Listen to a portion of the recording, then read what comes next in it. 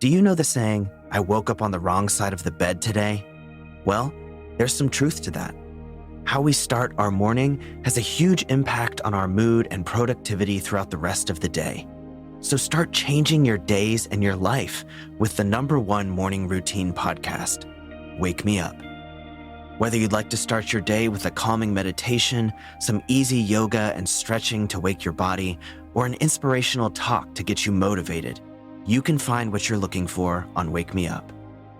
So tomorrow, when your alarm goes off, don't press the snooze button over and over. Press play on an episode of Wake Me Up and kick off a fantastic day. Just search for Wake Me Up in your favorite podcast player. Hey there, I'm Tyler, the host of Wake Me Up, the only guided morning routine podcast. No matter how you'd like to start your day, Wake Me Up has something for everyone.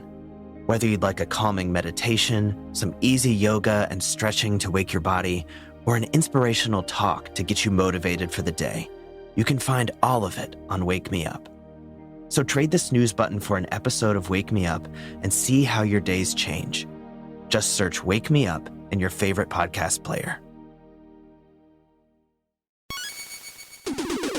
Recorded in Chicago, Illinois, with your hosts, Ken, Matt, Neal, and Jeff. This is Triviality.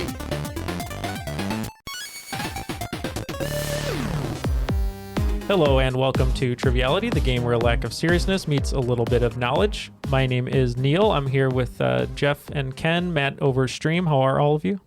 Apparently, Matt's very good. Matt's a little giggly, I think, today. Yeah. Neal asked him not once, not twice, but thrice within a minute before recording if he was doing okay. So, Matt, how are you doing today? I am good, and I'm Still ready. good.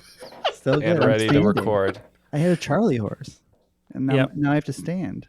Matt, you're standing with one knee up, kind of like Captain Morgan. That's the goal. And we're not joking this time. You actually are standing up with one knee. But no one will ever know. These visual gags are great. Ken, speaking of visual gags, recently you took up painting? Yes. How's that going? I'm learning a lot of hard lessons early on because I'm not a painter. I'm not a drawist. You just drive.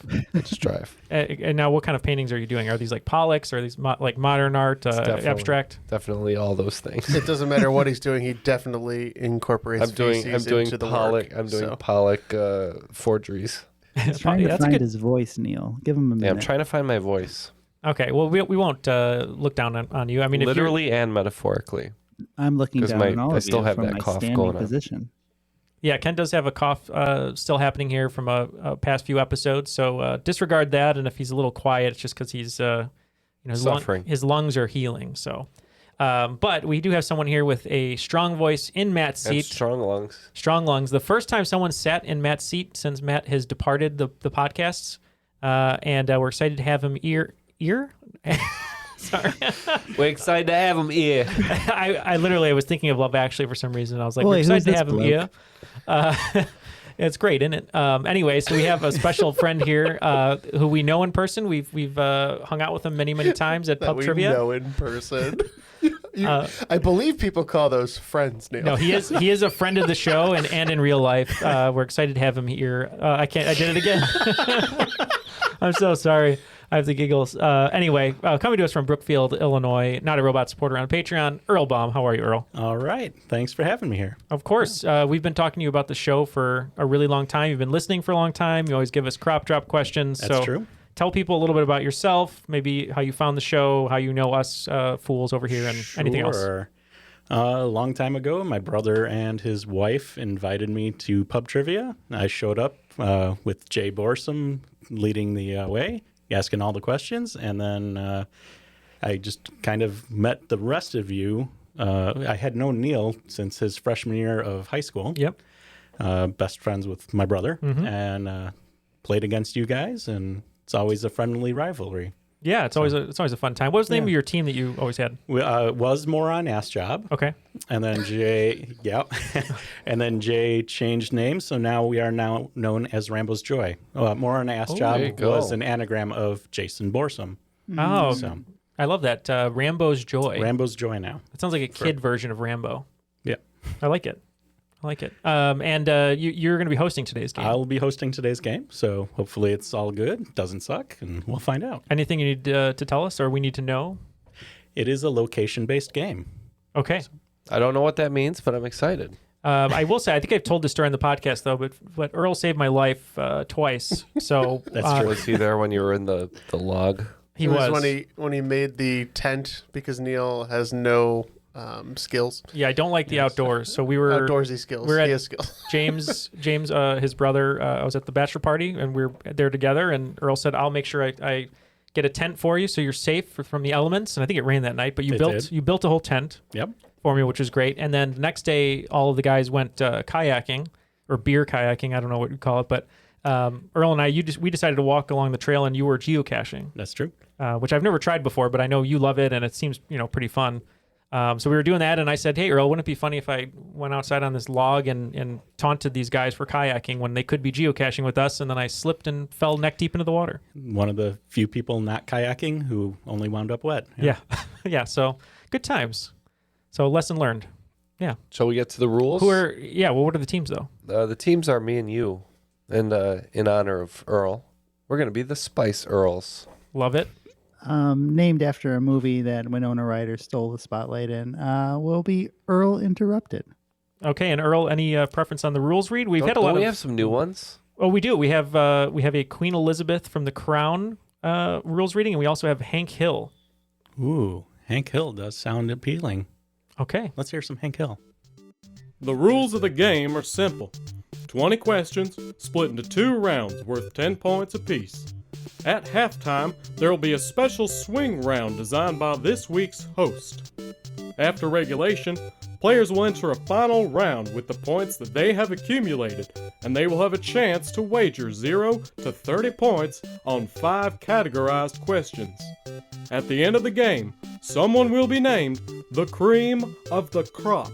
Whoa! Queen of the crop. Okay, well, thank you very much to Andy Warnock for that wonderful Hank Hill impression. Note to everyone, if you want to send in a rules impression, it could even just be your own voice. You're totally able to do that. So just record the rules. If you need the rules written, I can send you the file, and you can just email them to trivialitypodcast@gmail.com. Could be a great impression, could be your worst impression, but we'll have it in the rotation, and if someone calls it out, we're going to play it. Cool. Yeah. Well, Earl, since you like geocaching, and you love location and longitude and latitude and coordinates and all that stuff, it's time to give you the compass and find direction. Wow. Wasn't my best. Earl, why don't you put this game on the map? All right. So question 1, category, a location-based game. Selective availability was turned off on May 2nd, 2000. The next day, David Ulmer hid a black plastic bucket out in the woods.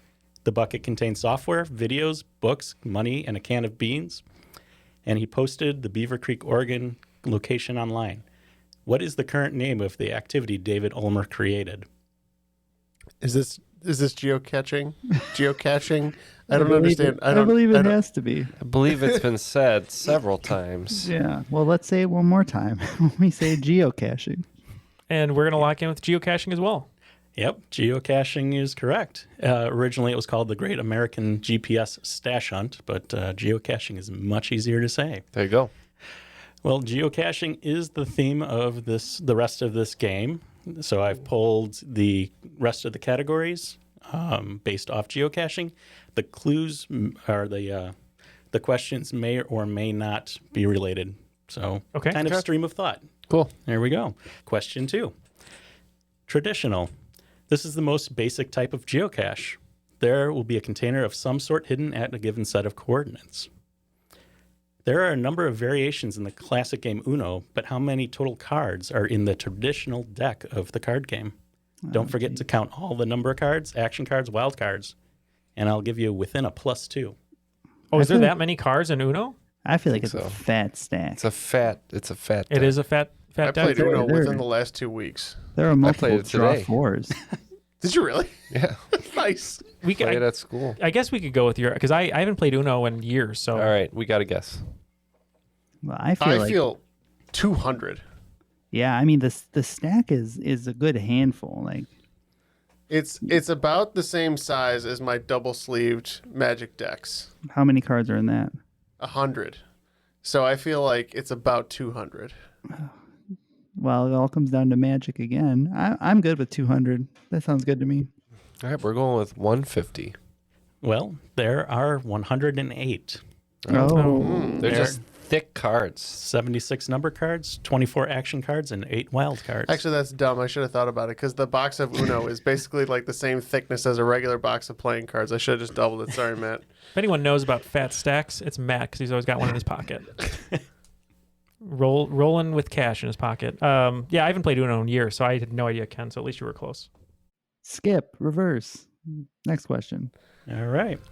Question 3, multi-cache. Much like a traditional cache, but this will involve visiting 2 or more locations before getting to the end. The longest one I've done was 32 stages while visiting all the bridges and arches of Central Park in New York City. It was a very long, fantastic day to explore the park, but there ought to be a law about how many stages one can visit in one day. What prolific landscape architect was responsible for the design of Central Park in New York City, as well as the Grand Necklace of Parks in Milwaukee and a suburb of Chicago? We can lock in Matt. Of I course. happened to recently visit Central Park, and had, I know this answer. Did Neal yammer at you? Neal may or may not have pointed out this particular gentleman, and yeah, we're good. All right, so you're locked in. So it's an interesting history. The man who designed it, known for being a New Yorker, kind of has a comedic bent to him. Didn't have a really good film career, but you might have seen him on SNL. Joe Piscopo. No, it's not. I'm just kidding, Ken. Yeah, there's a suburb right next door here that we all used to drive through at night because it's very dark and you can't see where you're going. And we locked in with Olmsted. Yep, I believe the community he's talking about was the first intentionally planned community in the United States, Riverside, Illinois. We also went Frederick Law Olmsted. Frederick Law Olmsted is correct. Interesting. I didn't know that. Oh, you didn't know he did Riverside as well as Central Park? No. Yeah. He got around, man. Cool. It's history right here, Matt. Right here. And you I'm left learning it so all. much. There's a Frank Lloyd Wright house in that community. I know. Frank Lloyd Wright also, as Neal recently found out thanks to He me, was an architect. who did the Guggenheim, which is right next to Central Park. Mm-hmm. And some houses in Oak Park. They talk about it a lot. All right, question 4, mystery cache. This type of geocache may involve a puzzle to solve before finding the correct location of the hide. In 1975, the New York Times ran a front-page obituary for fictional character. To date, this is the only fictional character to ever have that happen. Who was it that died? I feel like What was we've the date in heard this 1975? question Just in before. 1975. Okay. Yeah, we're locked in. This was this definitely came up at a pub trivia night before. Who died Or in did it? 1975? Or did it? Maybe not. Well, Mr. Peanut died, but they didn't, that was recent. That was great. What a great little stunt that was, wasn't it? They brought him back. He as was Baby roasted. Peanut. Joe Camel, that was one of my guesses, but I think he went way through the 80s. No, I think he's still kicking with lung cancer, isn't he? Wow. I can't think of anyone. Yeah, I'm at a total loss here. Obi-Wan Kenobi. Okay. I'm a little surprised because this was on a very recent episode. So recent that I think at the time of this recording, it's not out yet. I think I edited it, but you haven't listened to it, Jeff. Probably. Perot, right, Neal? Hercule Poirot, I'm pretty sure. Correct. That is it. Ugh. One of my favorite literary characters of all time, Jeff. Come on. Hey, Jeff, did you know that she wrote the last book really early in her career? Yeah. This is what we said. Oh, that's what we were talking about, right? Yeah. Because you're like, really? She did that? And I was like, yeah. Oh, it's fun. Question it's fun 5. the second time, too. Good. There's Good no way banter. Earl could know. It's not out yet. Good, That's Didn't true. know. He would have no idea. There's no way I could know. It's now not like we I was all there or have to something. know this. Yeah. There's no excuse for anyone who listens to our show to not know that after this moment. Written by Agatha Christie, by the way, just in case you What? forgot. Question 5, letterbox hybrid. Starting in England in 1854, letterboxing is a treasure hunting style of outdoor activity using clues instead of just coordinates to get to the final location. You might liken this activity to pirate treasure map. Start at a particular place, head west for 30 paces, and take a left. A rubber stamp will be in the final container for finders to record their visit. I know of one letterboxer, the wonderful Sharon Sachs. Sharon is currently starring on Broadway as Madame Morrible in Wicked, and I asked her for a question 5, and this is what she sent me. Do you know who the wardrobe supervisor on Broadway's Wicked is? She's also the supervisor on A Chorus Line and Dreamgirls, to list a few of her Broadway shows. She's the recipient of the honorary 2007 Tony Award, Tony Honors for Excellence in the Theater, the first wardrobe person to be honored. I don't know any wardrobe people, Neal. Okay. Yeah, I'll pick someone we can lock in. Oh, they just added someone like that on She-Hulk. Makes all the costumes for superheroes. Yeah, so that guy? Yeah, the guy who makes Daredevil's mask. Yeah, we just we're thinking of film costumers. Don't think that they did Broadway, but we know that she won the Oscar for Black Panther. Ruth E. Carter is what we went with. Well, it is Alice Gilbert. Alice Gilbert. And you said that they, well, a lot of people wouldn't know this because they don't know you, but you've done a ton of theater. I have done a ton of theater. Professional theater here in Chicago, and you've met some great performers, and you've done a million shows. You've given us tickets, which was really nice of you to do, but do you have a favorite show you've worked on before? Because you've worked on, I don't know, like over 50, right? Yeah, over 50 large shows. Spam-A-Lot has been my favorite. Spam-A-Lot. All right. After 5 questions in the first round, it looks like Earl Interrupted needs to be a little bit more forceful because they only have 20 points, and the Spice Earls are sitting pretty with 30. All right. Question 6, webcam cache. These are geocaches that use existing web cameras used for other monitoring purposes. The goal is to get in the camera shot and do a screen capture from the corresponding webcam website. One of the most famous webcam caches in the world is London, Beatles Abbey Road. On the famous album cover, Paul McCartney is barefoot. What footwear had Paul been wearing just before the iconic picture was taken? All right, we're going to go ahead and lock in with the guess here. I'm trying to remember the story. I know I've heard it, but I'm sure I have all the details mixed up. I feel like maybe it was like agitating him or something, and he had to take them off for whatever reason. And didn't John say, "Paul, we're wearing the same boots"? Well, you know, I got the bunions, all right. You know, it's going to be embarrassing if we're wearing the same shoes. You want me to walk across Abbey Road for 4 miles? I got bunions on my feet, okay? Well, you know. That accent died at the end. I think it's my guess would be it's something that's easy to take off. So I like was a sandal. I was thinking sandals. It's something like you would just take them off. Okay. Because boots and there's a lot of unlacing. There's a lot of I was thinking it wasn't the opposite. I don't think it was like Wellingtons or Doc Martens or something that was much more. Yeah. So I'm good at going with the classic sandal. Yeah, sandals. Wouldn't it be great if he was wearing Doc Martens? Yeah, we said sandal as well. Correct. Sandals. He claims he took them off because it was too hot. All right. Question 7. Virtual cache. This type of geocache is about discovering a location instead of finding a physical container. There are many virtual caches at national parks and around famous memorials of Washington, D.C. One such virtual cache takes you to the World War II Memorial. There is a piece of permanent graffiti on the memorial. Don't worry, it was planned to be there. What famous bald-headed man with a prominent nose peeking over the wall did U.S. soldiers tag wherever they went? Oh, and he has a name. That does not look like a nose, Jeff. Jeff's drawing crude pictures here, like Jonah Hill in Superbad. It's like initials, not like something, IC. Yeah, it's something was here, right? Isn't that what they tagged? Oh, yeah. Kilroy was here. Kilroy? Yeah, I think it's Kilroy. Okay. Yeah, we said Kilroy. Kilroy was here. Yep. Now, who is Kilroy? Nicely done, Matt. Styx seems to know who Kilroy is, right? Isn't that the song, Mr. Roboto? Don't they say Kilroy, right? And how did you know that one, Ken? I just knew it. Flat. Like many of Ken's answers, I feel like you just know it, but seems like they made an American anthology film based on Kilroy, which looks like a low-budget horror movie. But as far as Kilroy was here, it's a meme, as Earl said, became popular during World War II. and it may have been derived from a British cartoonist in 1938.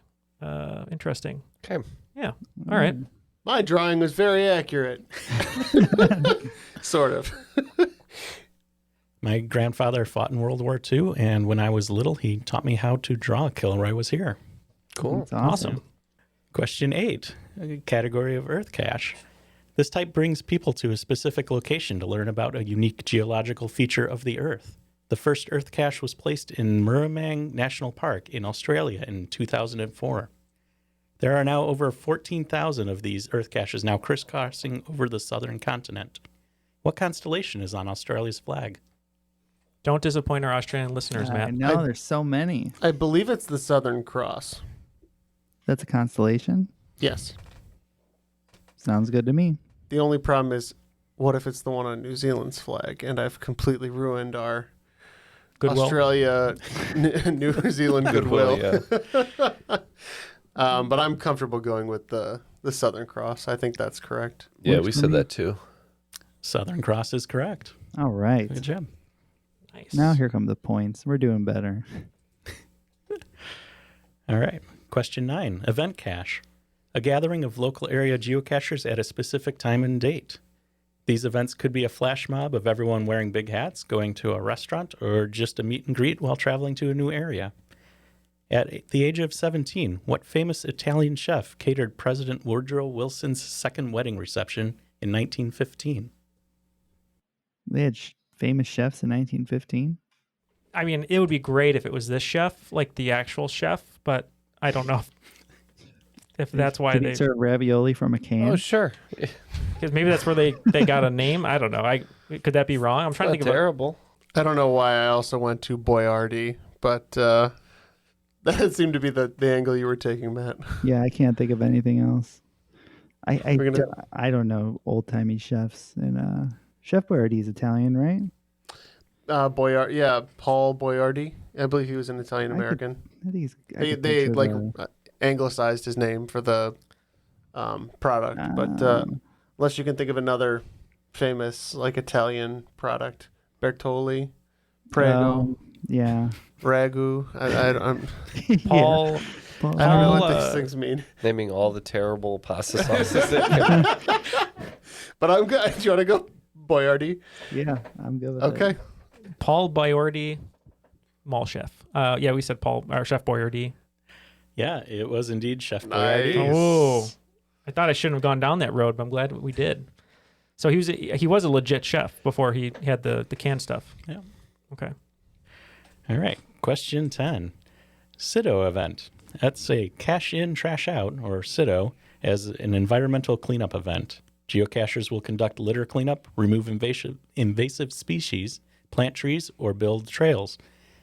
In 2021, vacuum company iRobot produced Roombas branded with this popular band for the release of their new album. No word if this Roomba is still cleaning up Beverly Hills or not. That's where I want to clean. I was just making. It sounds like you know. Yeah. I was just making fun of your brother that every single thing that they do is a gimmick now. Oh, man. Yeah, Anyways, my brother loves Weezer. Yeah, I've taken him. I don't even know how many shows. Dozen. we're going with Weezer. Was this on the blue vacuum? Yeah. Let's go with Weezer. It's appropriate because their music for the last 20 years has been vacuous. I thought you were gonna say it sucks. It is the Weezer Roomba, and the Roomba is spelled WROOMBA. The W is silent. Say it ain't so, Earl. All right. Well, Earl interrupted, and the Spice Earls, I think, batting perfect. Second half of the first round there, picking up 50 points each, which means the scores going into the swing round are Earl interrupted at 70 and the Spice Earls 80. So, Earl, you're hosting today's game, but you're also a Patreon supporter, so we appreciate you helping us and supporting the show. If you'd like to join Earl, you can go to patreon.com/trivialitypodcasts. And one of the big reasons that we want you to go there, other than the hours and hours of audio content, over 30 hours of extra audio content and perks and all the good stuff, is this episode will appear ad-free on our Patreon from $1 a month to $100 a month. And or more if you're feeling crazy generous. So for as little as $12 a year, you can listen to our show ad-free on Patreon every single episode. Or $1,000 a week if you feel so inclined. It's true. If you're Bruce Wayne or you're Scrooge McDuck, just throw us a coin. Yeah. On to the swing round. Swing round. All right. One of my other favorite activities is collecting Pez dispensers. So this is a Pez-themed round. Ooh. All right. Delicious. So I have 12 different questions here. Each one is going to be a flavor of Pez. So you just need to come up with the flavor. I did not use any sugar-free or kind of weird ones. There are 12 flavors of Pez. There are more. They all just taste like Pez to me. Sugar. I thought chalk was the flavor.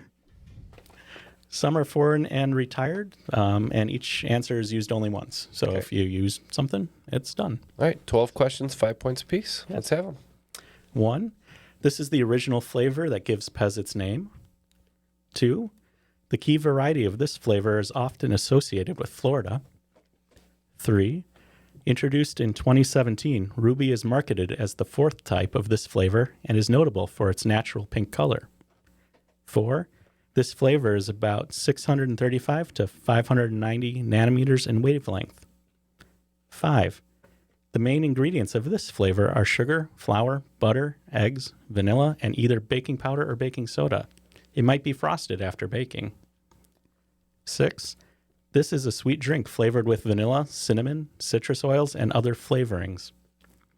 7, this flavor is native to Australia and produces the woody fruit called gumnut. 8, she was created by Shigeru Miyamoto to be a damsel in distress. 9, this flavor is the reproductive structure found in angiosperms. 10, this flavor is dark in color, slightly acidic, and has a stimulating effect in humans.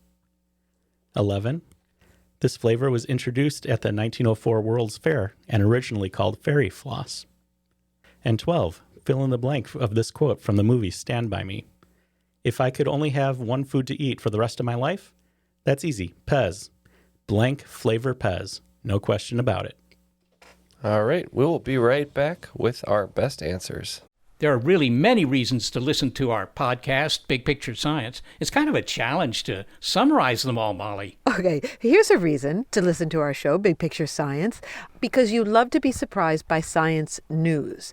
We love to be surprised by science news. So, for instance, I learned on our own show that I had been driving around with precious metals in my truck before it was stolen. That was brought up in our show about precious metals and also rare metals, like most of the things in your catalytic converter.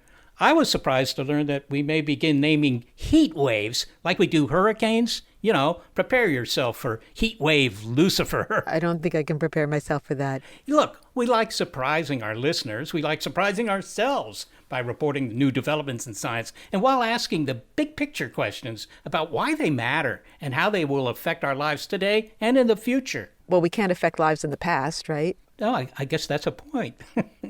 So the podcast is called Big Picture Science, and you can hear it wherever you get your podcasts. We are the hosts. Seth is a scientist. I'm a science journalist, and we talk to people smarter than us. We hope you'll take a listen. The Unbiased Science Podcast is devoted to objective, critical appraisal of evidence on health topics relevant to listeners' daily lives. I'm Dr. Jess Steyer, a public health scientist with expertise in public health policy, biostatistics, and advanced analytics. And I'm Dr. Andrea Love, an immunologist and microbiologist with expertise in infectious disease immunology, cancer immunology, and autoimmunity. And together, we are the hosts of the podcast. The goal of the Unbiased Science Podcast is to dispel misinformation and misconceptions across an array of science and public health topics. We love to debunk myths and help arm our listeners with information so they can make evidence-based decisions. We hope you'll tune in to the Unbiased Science Podcast, your trusted source for no-nonsense, just science. New episodes air every other Wednesday, so make sure to mark your calendars. And we are back with our answers. Let's have the questions one more time, please, Earl. All right. Number 1, this is the original flavor that gives Pez its name. Neal said he was pretty sure that it's German in origin, and I said I think lemon is the original flavor. We also think it's German in origin, but we think it's short for a lot of letters for peppermint. Peppermint is correct. Gross. The German word is pfefferminz. Pfefferminz? Oh, that's right. Yeah, because Matt and I were talking. We had definitely heard something about this before. So I don't want a peppermint Pez. Number 2, the key variety of this flavor is often associated with Florida. We said lime. Yep, pretty dumb that it took us so long to get to it when I'm drinking a key lime flavored beverage. But we did settle on key lime. Lime is correct. 3, introduced in 2017, Ruby is marketed as the 4th type of this flavor and is notable for its natural pink color. The only fruit I can think of that has a ruby variety and is naturally pink would be the grapefruit. We agree, grapefruit. This time it is chocolate. Oh, wow. First Chocolate. of all, gross. Have you had the chocolate Pez? I have some in my collection. It tastes kind of like condensed quick. Yeah. Oh, wow. Well, speaking of your collection, you have a gigantic collection. How many Pez do you I have? have over 2,000 different dispensers, each one different from the last in some way. Yeah. And I've Can't seen wait it. to It's see you on A&E. it is a Orders. beautiful collection. You've built special Display cases for it, and stuff. Yeah. Yeah. That's awesome. I have 2 Pez, and they're both Star Wars, unsurprisingly. So. Oh, nice. You're on your way. Do you have that that very rare plaster caster Pez dispenser? No. No. Okay. Somebody will like that joke. Not here. Here, death. All right. Question 4. This flavor is about 635 to 590 nanometers in wavelength. We think it's a light spectrum, and we said orange is a delicious light. Yeah, we thought X-ray Flavor. doesn't taste very good, and we settled for orange. Orange is correct. 5. The main ingredients of this flavor are sugar, flour, butter, eggs, vanilla, and either baking powder or baking soda. It might be frosted after baking. You said birthday cake or cake. Yeah, we settled with cupcake, but it's all general cake. This flavor is sugar cookie. Oh, that makes more sense. Very No close. points for anybody. No points. Number 6. This is a sweet drink flavored with vanilla, cinnamon, citrus oils, and other flavorings. I was kind of arguing for eggnog, but we went with Dr. Pepper. I think that makes a lot of sense. We just said cola, but I think you guys are right. I think you're right with cola. Ooh. That's some Matt coming in clutch. I know my colas. Number 7. This flavor is native to Australia and produces a woody fruit called the gumnut. Not happy with this one now. Yeah, You said cola. Yeah, we just said cola, and gumnut is usually what our Australian listeners call us when we get questions about Australia wrong. But This one we thought we went to the koalas and what they're eating, and we're thinking the eucalyptus. Eucalyptus is correct. Oh, really? it makes so much sense. What the heck? It's like you just said something Australian and it worked. Yes. We didn't overthink it. That's exactly what we did. Number 8. She was created by Shigeru Miyamoto to be the damsel in distress. Peach. Yeah, we said peach. Yep, Princess Peach. Peach. Number 9. This flavor is the reproductive structure found in angiosperms. So everybody in this room got as far as like that's a flower or something to do with plant life, and we couldn't pull it, so we just said generic fruit flavored.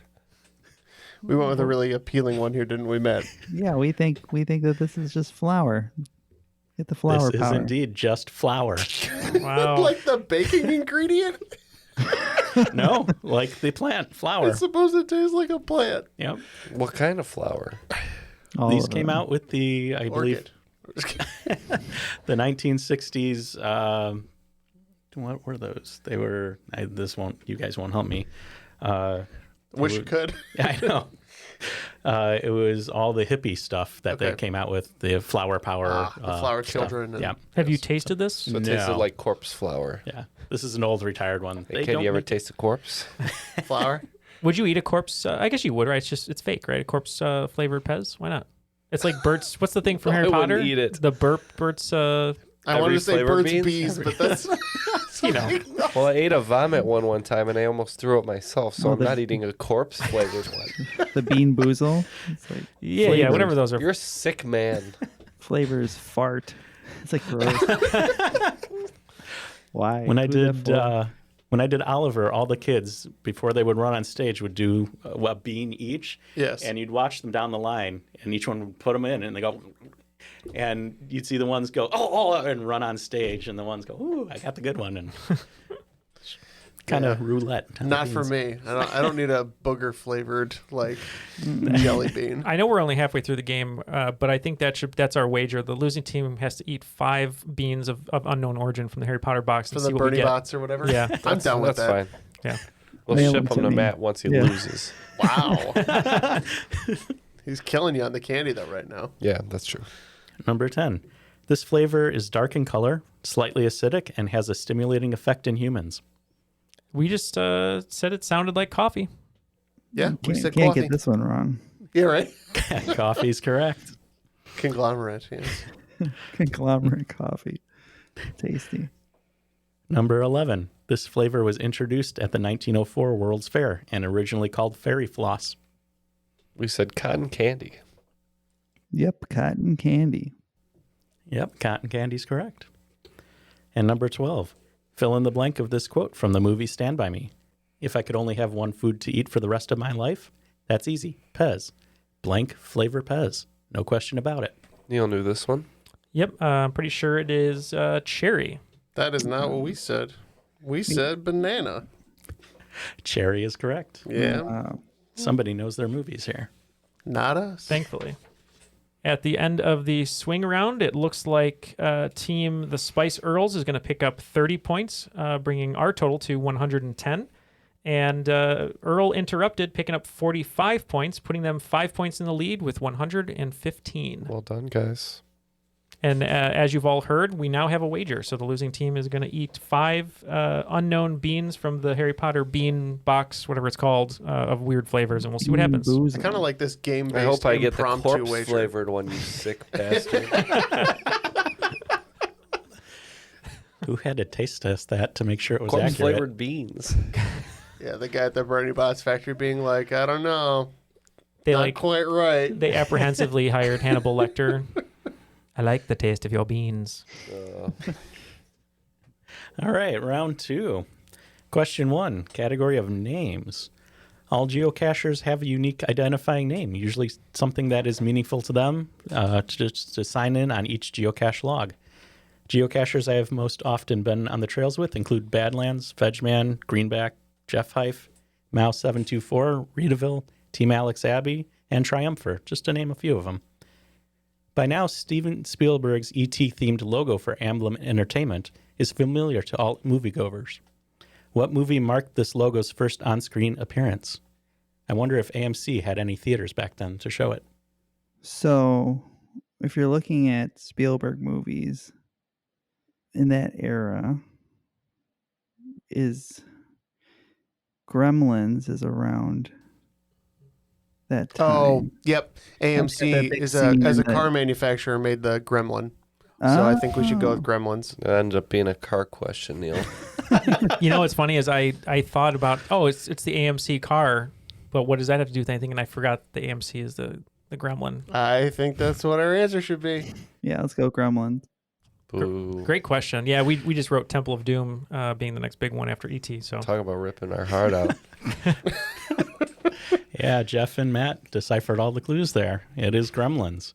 So my name in the geocaching world is Pez Gremlin. That's what I often use while doing trivia as well. Okay. So fun name. Yeah. I saw when he said AMC closed or when it opened, I thought of Wayne's World when they're driving in the scene, and I didn't put it together. I'm sorry, Ken. Sorry. All right. Question 2, the logbook. Every physical cache will have a logbook, a piece of paper or a small notebook to sign with a unique geocaching name to prove you've found the cache. Starting in the 1920s and exploding in popularity during World War II flight crews, the servicemen and women would take local currency and sign each other's bills to create a keepsake of their buddies' signatures. These bills were meant to convey good luck to those making transoceanic flights, and some astronauts have continued this tradition while escaping Earth's atmosphere. What are these bills called? Double tap? No, I was going to take a guess at least. Astronaut bills. Well, he said exploding into popularity, so I didn't know if they were like bomb bucks or something goofy like that. TNTs. Bomb bugs. Rocket bucks. Rocket bucks? Yeah. Rocket dog. Burning up their fuel out here alone. I'll say the bill of escape velocity. Yeah, eruption bucks. We don't know. No, these are called short snorters. No, we were never So going to get there. close. That was Wow, we were right there, guys. What are they called? Short snorters? short snorters. Yeah, my brother David collects money and has quite a few of these in his collection. You know who's a short snorter? Joe Pesci in Goodfellas. Got to use hundreds. All right. Question 3. Adventure Lab. This is a unique outdoor scavenger hunt to find clues, one location at a time. These locations do not require physical containers. One such adventure took me on a tour of some famous people's final resting places. One stop was the grave of Shel Silverstein. I was hoping a tree would be growing there for a young boy to sit under, but sadly there was not.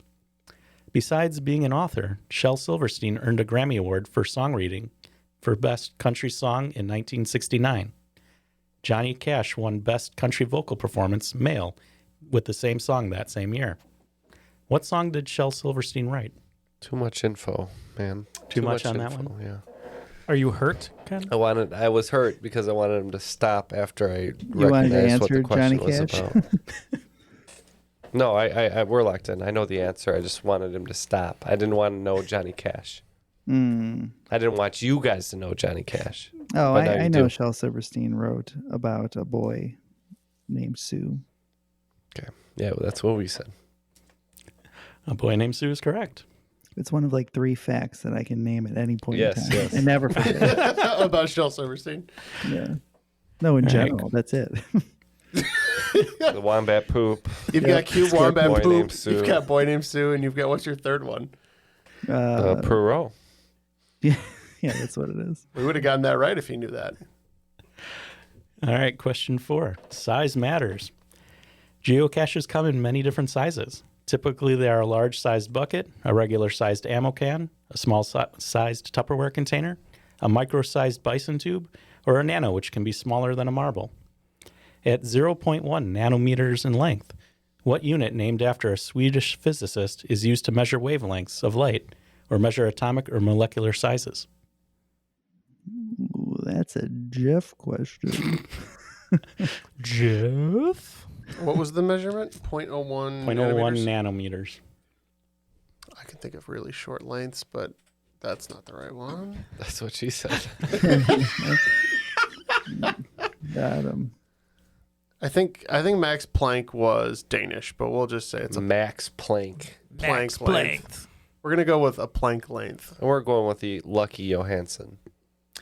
This is the angstrom, named after Anders Jonas Angstrom. Of course it is. We all knew that, right? I guys? should have, idiot, Jeff. I should have known that. There's an old IBM film that I used to watch all the time called The Powers of 10, and they go all the way down to 1 angstrom. How Used did to I watch forget all that? the time. You get home from school. It's like and from you the pop it. 1970s. Jeff has to pull out a 16 millimeter projector. Real.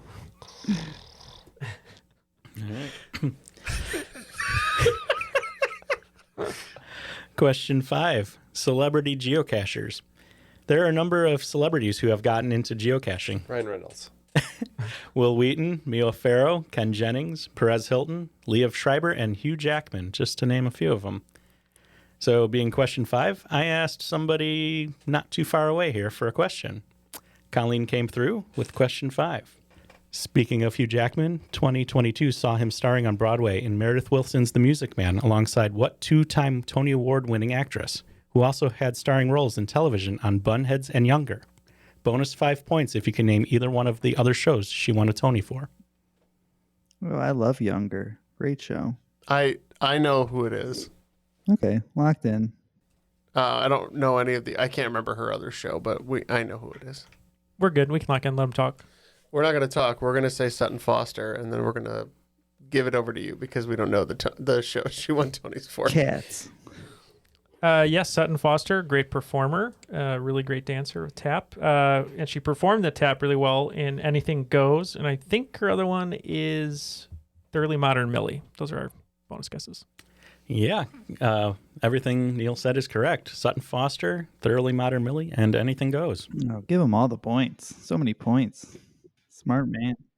After 5 questions in the second round, looks like team the Spice Earls still just trailing a little bit. We picked up 25 points with those bonuses, bringing our total to 135, and the Earl Interrupted team picking up 30 points, and they are now at 145, so narrowly behind them. Question 6, Geocaching Day. One Chicagoland geocacher, Scott Burks, is Jewish and has invented his own holiday called geocaching, which is celebrated every 25th of December. He will find as many caches as he can, hold an event to see what Christian cachers will leave their family celebrations, and then have Chinese food for dinner. Meaning messenger of God or my messenger, what is the last of the books in the Jewish Bible? You know, I haven't read it. What is it? What is Jewish the Bible? It's on You're my looking for a Kindle. word that means what? Meaning messenger of God or my messenger. I know in the Christian Bible, the New Testament starts with, Matthew, Mark, Luke, John, and then Acts.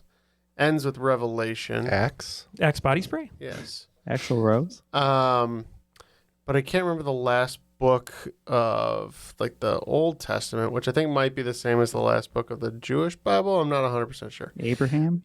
I know Gabriel was the angel that said Jesus is here or The whatever. herald. The herald, yeah.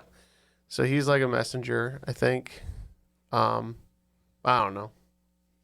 I think after some discussion, Matt and I can't think of anything other than that Gabriel was a messenger angel in the Bible, so that's what we're going with. It's funny you mentioned Gabriel because in Anything Goes that Sutton Foster is in, there's a song called Blow Gabriel Blow. But we didn't really know. I think there's a term called Tanakh, or maybe that actually might be the Bible, but I was just thinking poorly, and I apologize, of Indiana Jones, The Last Crusade, when he has to figure out a clue with the rocks and the ground. We said Yahweh. Ah, God. Yeah. No, this is the Book of Malachi. Oh, okay. Yeah, way Yahweh off. is just I'll is have to God, read that right? one. Yeah, Yahweh I think is just God. Yeah. Yeah. Question 7, the category of geocaching, the other kind. My family came out caching one day with me on our way west. We were looking for a geocache in a bush near a gazebo in Sandwich, Illinois, and my dad found a $20 bill. He thought this new activity was great. Stevie Wonder wrote a song as a tribute to this original Cotton Club orchestra leader, who was the first solely depicted African American on circulating U.S. currency. Who was the musician and on what coin? Half points for each part. Oh, I think I know both parts, Matt. That is good to hear. All right, looks like we're locked in. Thanks to Neal. You guys are locked in too? Yeah, what do you guys have? My freshman year of high school, I believe when I was in the band, Earl just had left, but we played a song called Sir Duke, and we went with Duke Ellington. Yeah, I believe he's on the back of the quarter for Washington, D.C. Oh. Duke Ellington is on the Washington, D.C. quarter. Yeah. I completely right. forgot about that. Great song. What was the bonus for that? Were there bonus points? It was half points for each part. Oh, sweet. Okay, good. So you guys got 5. We only got 5. And we got 10. Okay. Cool. All right. Question 8, trackables. This is an item having a specific goal placed onto a geocache and then becomes a hitchhiker and is carried from cache to cache. These trackables often have such goals as visiting specific countries, visiting all national parks, or a timed race across the country. What is the size of a regulation soccer goal? Half points for each dimension accurately answered. Yeah, we'll lock in. I think 5 meters across and 2 meters high. Well, I don't know anything about meters, but I'm trying to think of a... 3 meters high. I'm thinking of a goaltender because sometimes they're laying out their entire body. Let's say 6 meters across, 3 meters high. What is that in feet? I don't know. 9 by 18. I was thinking it's probably Yeah, like roughly. 12 feet long, 12 feet long, and then goaltenders are like 6'3", 6'4", jump entirely high, and their hands don't touch the top. So I'm guessing 12 by 10 maybe feet. Whatever. Okay. That's what we'll say. I think it's easily twice as wide as it is tall, but It is. I believe it's 3 times as wide as it is tall, and I think it's 8 feet tall, which would give you 24 feet wide. So that's what we were going with. that's huge. And that is correct. Whoa! Yeah. 24 Nice. feet. Indeed. People like goalies only have a little bit to cover, but there's a lot of ground there. So, yeah. It's So crazy. he was right. So 8 feet. He's correct on both. Wow. Yep. Yeah. Question 9, maintenance. After some time out in the wild, a geocache may require some maintenance due to weatherproofing, a full logbook, or critters chewing on the container. Nothing quite lasts forever, except for maybe a certain form of carbon. Thermodynamically, what is the most stable form of carbon? I have a guess. All right. We're locking in with Jeff's guess. All right. I guess we'll just say diamond. Yeah. Sure. We're gonna say diamond. Actually, graphite. Diamonds are not forever. Question 10, muggles. The word muggle was adopted from the Harry Potter series of books, used to describe someone as non-magical. In geocaching, it is used to refer to someone who does not geocache. In what London station is platform 9 3/4 located? Neal has written a couple stations down for me, and I like the third one. Okay, we'll lock that So I one in. liked it. Wembley Station. Wembley. That sounds British. Londonderry. You sound like you're from London. Heathrow. That's an airport. Big Ben Station. Incorrect. Yeah, I don't know. What do you want to guess? Abbey's Station. Yes, we're gonna go Abbey Station. All right, we selected something that the ruler of England might be if the princes are too loud. Yeah, we wrote down King's Cross because we weren't sure if it was that Waterloo or Paddington. Yep, King's Cross Railway Station. Oh man, I really pulled that one out of my ass because I knew that was possibly one of them. Paddington's a real one? That's where he gets his name from. I know nothing of this bear. I get yelled at all the time. You've never seen Paddington or Paddington 2? My girlfriend loves Paddington. She wrote 10 questions about Paddington. I didn't know any of them. Well, you're off the show now until you see it. So yeah, in that Nick Cage movie, there's a whole thing about Paddington 2 being like his favorite movie. Nick Cage's favorite movie? I think it might be his in the movie. You'll have to see it. The That's Unbearable Weight of Genius or whatever it's called. Yes. At the end of regulation, it looks like Team Spice Earls is only picking up 15 points, unfortunately, bringing our total to 150. But Team Earl Interrupted picking up 20 points, bringing their total to 165. So we're still behind, Ken. It's looking bleak. So what are our final round categories, Earl? Final round categories. 1, geocaching in space. 2, geocaching in every state. 3, geocaching lows. 4, geocaching explosions. And 5, geocache codes. I don't know what any of this means. All in. Okay, all the wagers are now locked in. Let's hear those questions, and we'll give some thought to them. 1, geocaching in space. Yes, my hobby is on another planet. Thanks to geocacher and NASA scientist Dr. Francis McCubbin, the first interplanetary trackable is located on a calibration target on the Perseverance rover on Mars. Mars has a day that is about 40 minutes longer than that of the Earth. Within 5%, how many Earth days is a Martian year? Question 2, geocaching in every state. One goal many geocachers have is to visit every state and find a cache in it. On February 16th, 1968, the first 911 call was placed by Representative Rankin Fight from the Haleyville Mayor's office. A bright red telephone received the call at the Haleyville Police Station. In what state was this first 911 system used? 3, geocaching lows. The deepest point on the Earth's crust is Challenger Deep. Of course, the geocacher has been there and placed an Earth cache in Challenger Deep. Most Americans will never get to this inhospitable and very bad spot for humans, but instead can visit a very low spot that is 282 feet below sea level.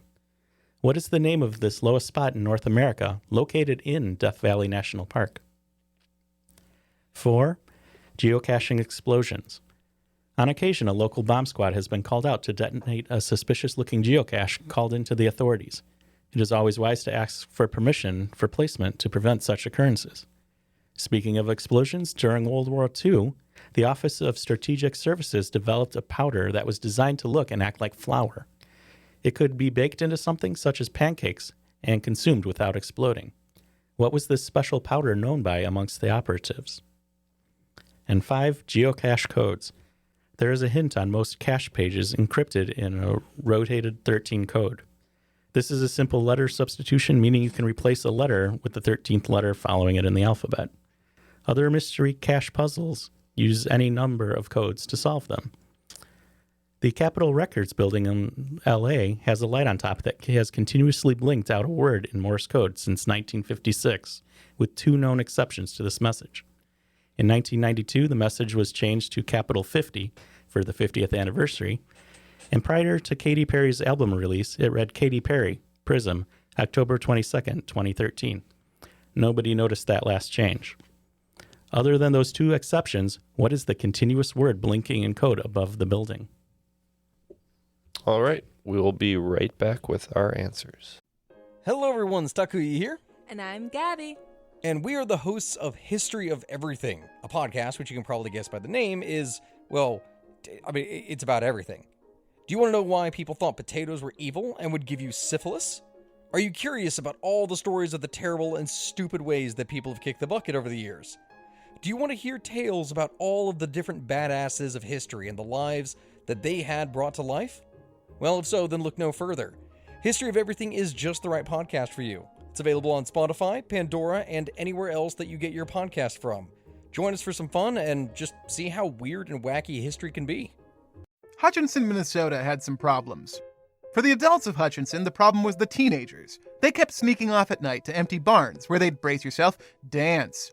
Who knew what sort of sin and heavy petting and French literature these barn dances might lead to? No, the adults of Hutchinson, Minnesota did not approve. And neither, it seemed, did the devil. One summer night, Satan himself suddenly appeared in the middle of the dance floor, and the debauched teens ran in fear. He showed up at the next dance, too. For a few months, it seemed like you couldn't go to a late-night barn dance in Hutchinson without getting chased out by the devil, pitchfork in tow. Until one night, when a 14-year-old boy had the good sense to shoot him in the chest. At which point the devil was revealed, Scooby-Doo style but bloodier, to be the local Methodist minister, dressed in a costume and flown in from the roof by rope and pulley. This is The Constant, a history of getting things wrong. I'm Mark Chrysler. Every episode, we look at the accidents, mistakes, and bad ideas that helped misshape our world. Find us at constantpodcast.com or wherever you get your podcasts.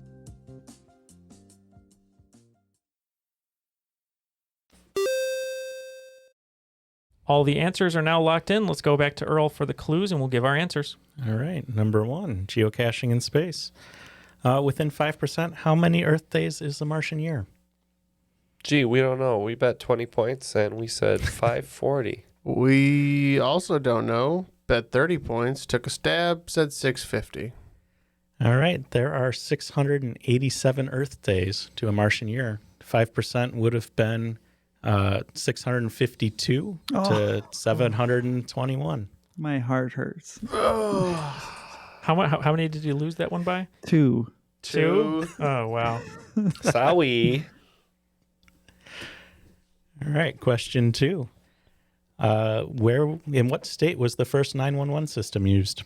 Once again, we don't know. We bet 10 only on this one. We guessed New York. We wagered too much, 30. We don't know anything. 1 in 50 shot. Yeah, and we said Virginia. Alabama.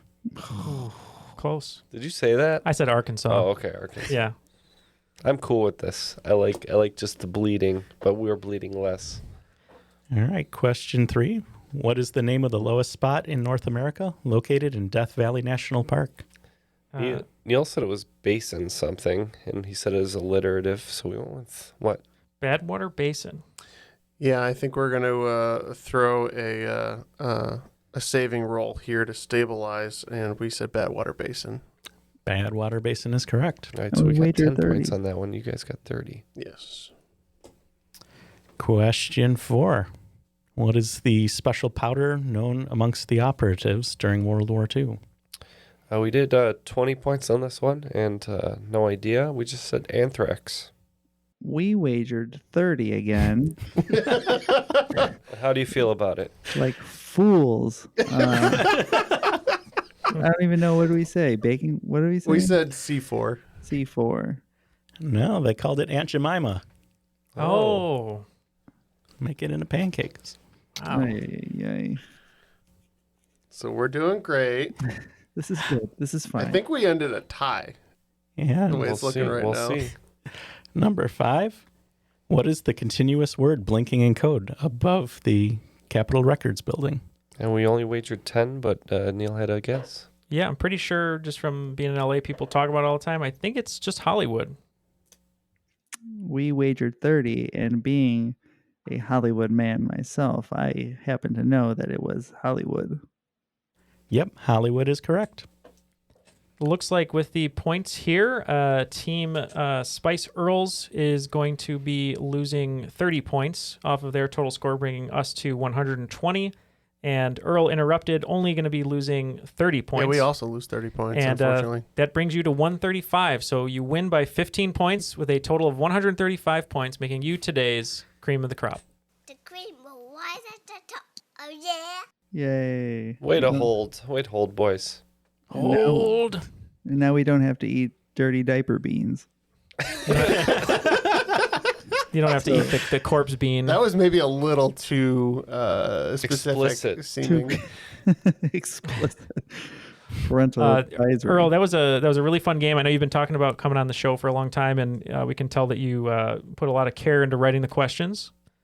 I hope it didn't suck. No, it was great. We hope our listeners enjoy. We know that they will. But would you like to give any shout outs? Anyone you want to say hi to? And anything else you'd like to talk about? I'll shout out my trivia team, Rambo's Joy. That's my brother James, his wife Kim, Lauren, Neal, Dustin, Phil, and Brianne.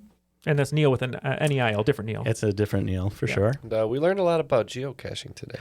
I didn't know it was so involved. I thought you just went to a spot. I didn't even know what it was, and now I'm interested. Could you take us all geocaching, and we'll podcast a bonus? I will take you all. Sure. Okay, because I have not. I mean, you did a little bit with me, but it seems pretty fun. Yeah. Nice. Well, cool. Yeah. And Matt, anything from you before we let you go?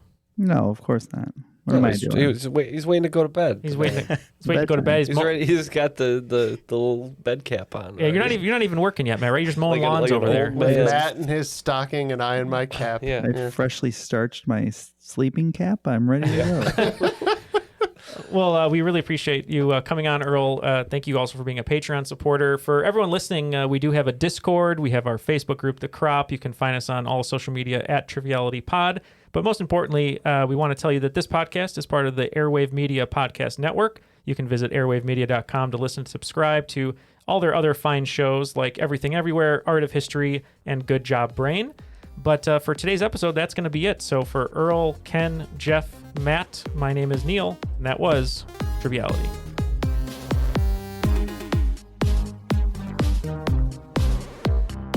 And what's the most interesting thing you found in a geocache location? Oh, there are a lot of different locations. You ever find a dead body? Not human. I knew you were going to ask. Because I remember when we were there was like something inside a tree, like the hole of a tree. Yep. And I imagine you could like pull a heart out of it if you wanted. You could. All right. Yeah. The tree's heart. We'll do an official Triviality geocache, and it'll just be all of our own personal trinkets you have to find.